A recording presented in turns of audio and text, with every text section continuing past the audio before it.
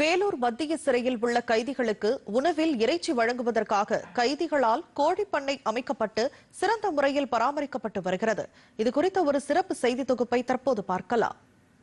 தமிழ்நாட்டில் வேலூர், சேலம், கோவை, திருச்சி உள்ளிட்ட 9 மத்திய சிறைகள் மற்றும் கிளை சிறைகளில் 21,000க்கும் மேற்பட்ட சிறைவாசிகள் உள்ளனர். இவர்களுக்கு வழங்கப்படும் உணவுகளில் வாரத்தில் 2 நாட்கள் கோழி இறைச்சி வழங்கப்பட்டு வருகிறது.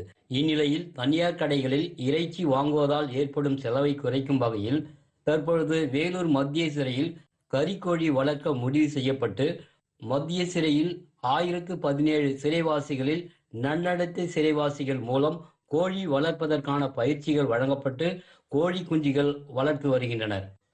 இங்கு வளர்க்கப்படும் கோழிகள் இறைச்சிக்காக வேலூர் மத்திய சிறையில் உள்ள சிறைவாசிகளுக்கும் பெண்கள் சிறையில் உள்ள சிறைவாசிகளுக்கும் வழங்கப்பட்டு வருகிறது. மேலும் பொதுமக்களுக்காகவும் விற்பனை செய்யப்படுகிறது.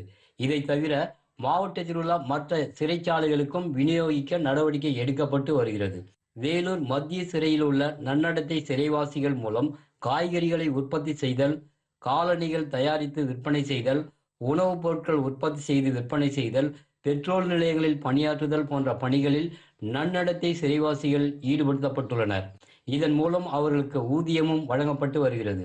இது குறித்து வேலூர் சிறைத்துறை டிஐஜி திரு சண்முக சுந்தரம் கூறும்பொழுது, தற்பொழுது வேலூர் மத்திய சிறையில் கோழிப்பண்ணை துவங்கப்பட்டுள்ளது. இதன் மூலமாக தயாரிக்கப்பட்டு உற்பத்தி செய்யப்பட்ட கோழிகள் வேலூர் மத்திய சிறை மற்றும் பெண்கள் தனிச்சிறைக்கு பயன்படுத்தப்பட்டு வருகிறது. அடுத்த கட்டமாக எங்களது அருகிலுள்ள கிளைச்சிறைகளுக்கும் இந்த கோழிக்கறியினை வழங்குவதற்கு திட்டமிட்டுள்ளோம். இதன் மூலமாக சிறைவாசிகளுக்கான வேலைவாய்ப்பு மற்றும் அவர்களுடைய சீர்திருத்தும் எண்ணம் ஆகியவை பலப்படுத்துகிறது. கூடுதலாக சிறையிலேயே தயாரித்து சிறைவாசிகளுக்கு வழங்குவதன் மூலமாக அரசிற்கு செலவு குறைந்து வருமானமும் அதிகரிக்கிறது.